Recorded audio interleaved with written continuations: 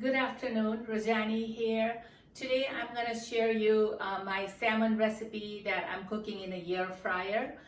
It's a healthy cooking and it cooks really fast. So all I'm going to use is, I've already used some, but then I'm going to have these two salmon cooked in a air fryer.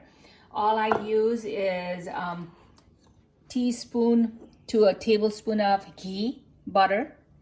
And then I like to use salmon or seafood seasoning, which is all sorts of herbs and salt there already. So I'm just gonna kind of toss it like this, back and forth. And I will use parsley. That's all I'm gonna use. I'm gonna use parsley. Parsley kind of absorbs the salmon kind of salmony taste, fishy taste. So I like to use parsley like that. And if you like, you can put a little bit of salt, but I usually don't like to use the salt because that salmon seafood already has a seasoning, already has a salt on it. So I'm gonna put it in my air fryer like that.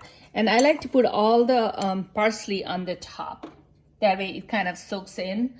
And ghee makes it salmon moist. And it is like, you know, between the ghee and parsley, salmon absorbs all the moist and also the flavor.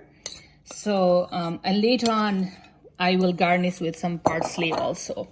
So, of course, you all know that air fryer cooking is fast and healthy, especially when you. So I like to do it on 390 there, and about 14 minutes or so, and it cooks very good in 14 minutes.